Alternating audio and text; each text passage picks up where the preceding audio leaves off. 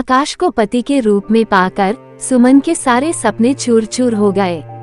आकाश का रंग सांवला और कदनाटा था। वह सुमन से उम्र में भी काफी बड़ा था। सुमन ज्यादा पढ़ी लिखी तो नहीं थी, मगर थी बहुत खूबसूरत। उसने खूबसूरत फिल्मी हीरो जैसे पति की कल्पना की थी। आकाश सीधा सादा और नेक इंसान था। वह सुमन से बहुत प्यार करता था और उसे खुश करने के लिए अच्छे अच्छे तोहफे लाता था। मगर सुमन मुंह विचका कर तोहफे एक ओर रख देती। वो हमेशा तनाव में रहती।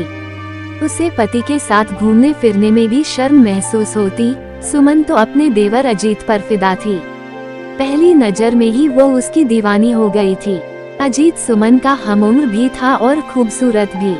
सुमन को लगा कि उसके सपनों का राजकुमार तो अजीत ही है। आकाश की नई नई नौकरी थी। उसे बहुत कम फुर्सत मिलती थी। अक्सर वह घर से बाहर ही रहता। ऐसे में सुमन को देवर का साथ बेहद भाता। वो उसके साथ खूब हंसी मजाक करती। अजीत को रिझाने के लिए सुमन उसके इर्द गिर्द मंडराती रहती। जानबूझकर वह साड़ी का पल्लू सरका कर रखती।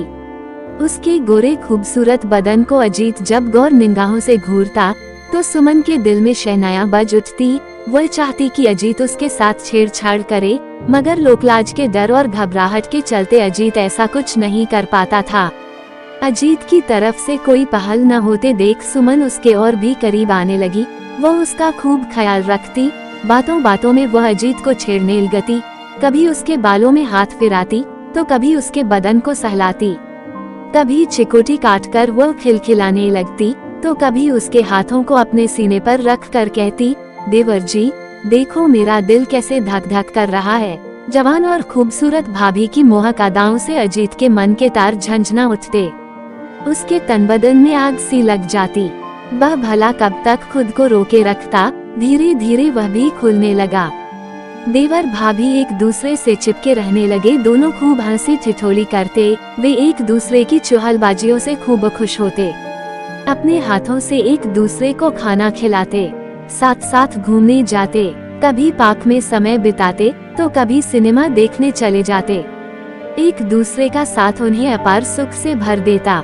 दोनों की नजदीकियां बढ़ने लगी। अजीत के प्यार से सुमन को बेहद खुशी मिलती। हंसती खिलखिलाती सुमन को अजीत बाहों में भर कर चूम लेता तो कभी गोद में उठा लेता।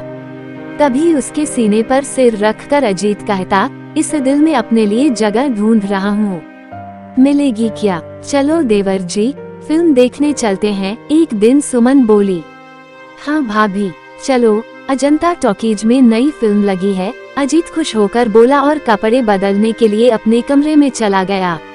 सुमन कपड़े बदलने के बाद आईने के सामने खड़ी होकर बाल संवारने लगी। अपना चेहरा देखकर वह खुद से ही शर्मा गई। बंठन कर जब वह निकली तो अजीत उसे देखता ही रह गया।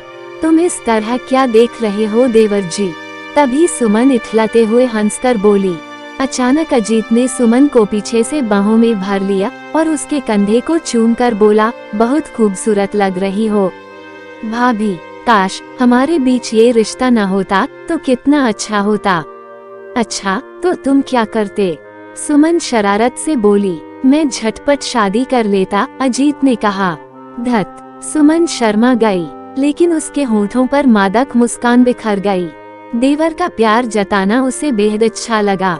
खैर वे दोनों फिल्म देखने चल पड़े। फिल्म देखकर जब वे बाहर निकले तो अंधेरा हो चुका था। वे अपनी ही धुन में बातें करते हुए घर लौट पड़े। उन्हें क्या पता था कि दो बदमाश उनका पीछा कर रहे हैं।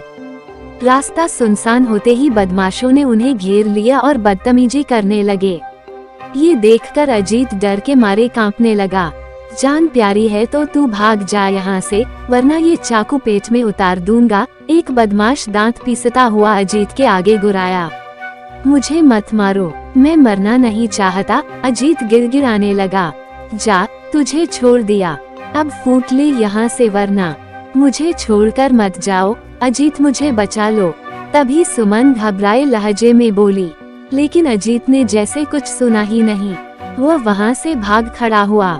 सारे बदमाश हो कर हंसने लगे। सुमन उनकी कैद से छूटने के लिए छटपटा रही थी, पर उसका विरोध काम नहीं आ रहा था। बदमाश सुमन को अपने चंगुल में देख उसे छेड़ते हुए जबरदस्ती खींचने लगे। वे उसके कपड़े उतारने की फिराक में थे। बचाओ बचाओ, सुमन चीखने लगी। चीखो मत मेरी रानी, गला खराब हो जाएगा। तुम्हें बचाने वाला यहाँ कोई नहीं है, तुम्हें हमारी प्यास बुझानी होगी, एक बदमाश बोला। हाय कितनी सुंदर हो, मजा आ जाएगा, तुम्हें पाने के लिए हम कब से तड़प रहे थे, दूसरे बदमाश ने हंसते हुए कहा। बदमाशों ने सुमन का मुंह दबोच लिया और उसे घसीटते हुए ले जाने लगे। सुमन की घुटी घुटी चीख निकल रही थी, वह बेबस हो गई थी। इत्तेफाक से आकाश अपने दोस्त हेमंत के साथ उसी रास्ते से गुजर रहा था। चीख सुनकर उसके कान खड़े हो गए। ये तो सुमन की आवाज लगती है, जल्दी चलो, आकाश अपने दोस्त हेमंत से बोला। दोनों तेजी से घटना स्थल पर पहुँचे। हेमंत ने टॉर्च जलाई तो बदमाश रोशनी में नहा गए। बदमाश सुमन के साथ जबरदस्ती करने की कोशिश कर रहे थे। सुमन लाचार हिरनी सी छटपटा रही थी। आकाश और हेमंत फौरन बदमाशों पर टूट पड़े। उन दोनों ने हिम्मत दिखाते हुए उनकी पिटाई करनी शुरू कर दी।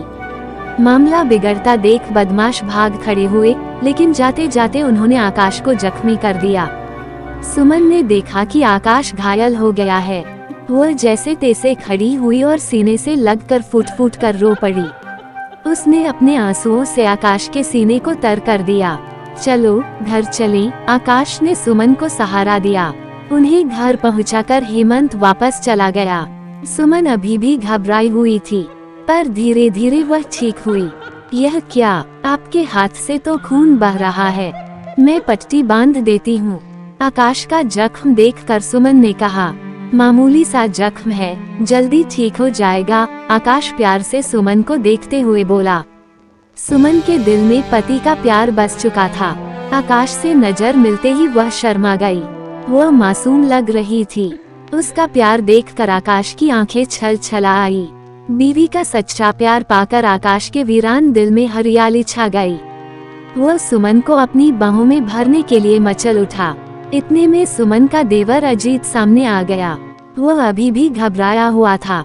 बड़े भाई के वहां से जाने के बाद अजीत ने अपनी भाभी का हालचाल पूछना चाहा तो सुमन ने उसे दूर रहने का इशारा किया।